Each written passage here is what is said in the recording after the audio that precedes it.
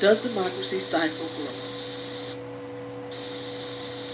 What is democracy? A system of government by the whole population or all the eligible members of a state, typically through elected representatives. How does democracy affect a country? Market orientation, political power, and economic growth are some of the ways that democracy affects a country. Market orientation is a philosophy that focuses on identifying and meeting the stated or hidden needs or wants of customers. The way this grows the economy is if customers know that markets have to meet their needs and their wants, it causes human capital growth, which is a part of democracy growth. Political power, when political power is in place, there are reforms for improvement or amendment of what is wrong, corrupt, and unsatisfactory. This is key to a healthy and more sustainable foundation for the future. Political power can be misused, but when it is reformed and reforms improve the wrongdoing and the corruption in it, it helps to grow the economy and the country. Economic growth, which is caused through human capital. When human capital increases, economic growth increases. These actions either cause growth or, if not implemented, they stifle. How does democracy affect a state or city? Democracy creates growth through funding for infrastructure such as airports, highways, bridges, and railroads.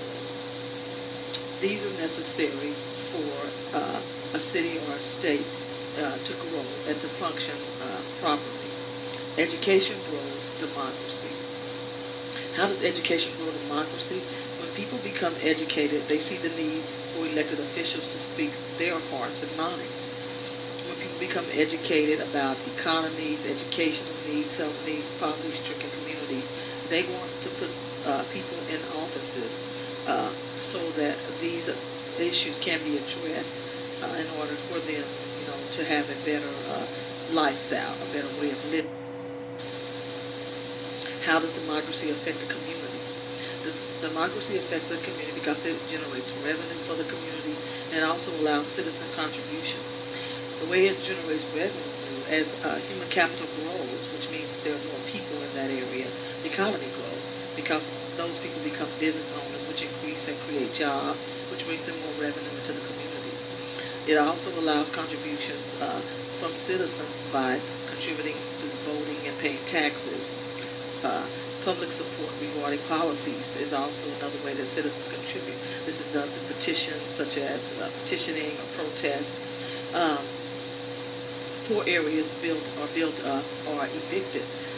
This is seen through immigration reforms. And recently they had a situation in Marietta where they were bringing immigrants into the city, into the community, and the community residents, citizens, they didn't like it because they didn't see that it was done properly, and they saw where it could negatively affect the community.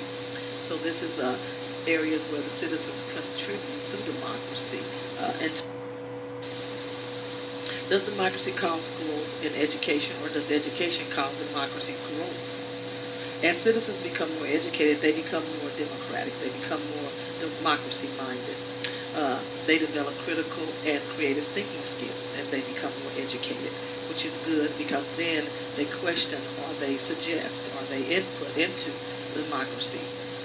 Democracies are made up of people.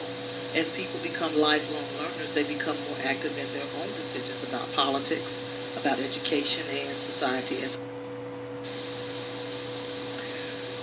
There's a cycle between education and democracy. This chart shows that public education's purpose is democracy, and what is necessary to sustain democracy is creative thinking skills, and long life learning. How do these necessities manifest in the public school setting? They manifest through curriculum, instruction, assessment, and policy. Who makes decisions about what students experience, what they do, and what they understand or know?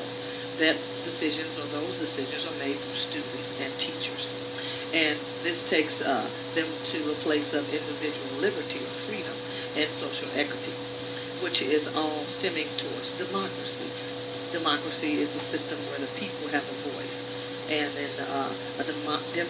in a democracy controlled country, the people's voice is heard through the elected official.